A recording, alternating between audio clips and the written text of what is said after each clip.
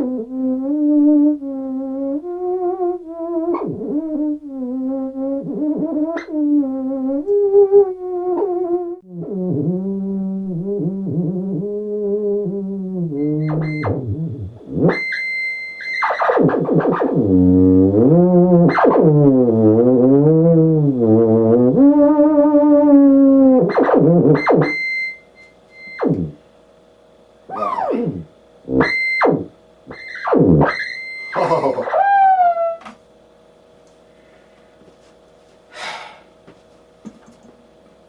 Are you having a fluttering problem? Oh, quite a while ago I did a short video on this problem that some Theremini owners were having with the fluttering sound that the Theremini was making. And at that time, we explored the possibility of it needing to be plugged into a different outlet, possibly in a different room, and also the possibility, this slipped, there we go, of grounding it to this little grounding screw that's right here, and attaching that to the middle of a wall outlet. And all of those could have been solutions, but for the last 2 or 3 weeks, there have been several people that have had this problem. And the first one who had it, we tried everything, and nothing seemed to work until I noticed something.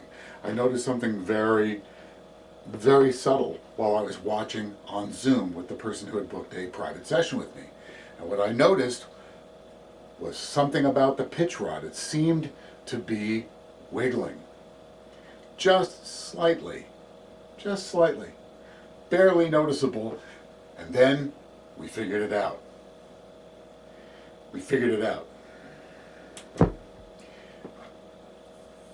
Take a look at the end of your pitch rod. First, take a look at the base of your Theremin pitch rod. What you see here are 2 variations. The first one, with the red line across it on the left, is, I believe, for older Thereminis, because mine was purchased quite a few years ago. The newer one, which is the one on the right, has some etchings and some lines in it. And also take a look at its base. Its base is curved as opposed to flat like the one on the left. This, particularly when you are putting the pitch rod down and it is not fully seated, is really going to cause some problems. Okay, now take a look at seating the pitch rod. When you're assembling the Theremini, obviously you want to put the pitch rod where it goes.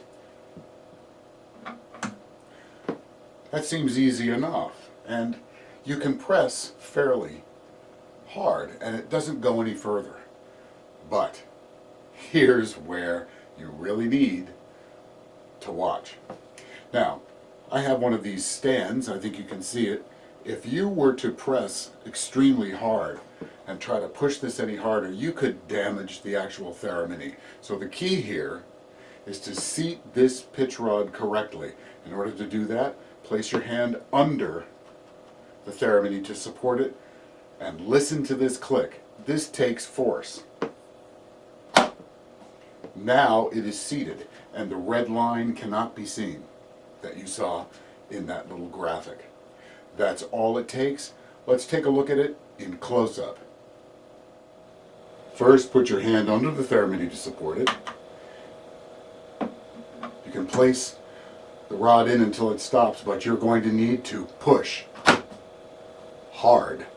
Now the antenna is seated correctly. Now that you have the pitch rod seated correctly, you calibrate the theremin correctly, and you'll have full range without any flutter.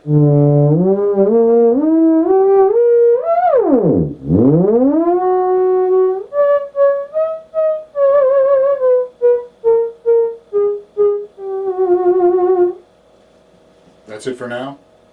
See you again soon.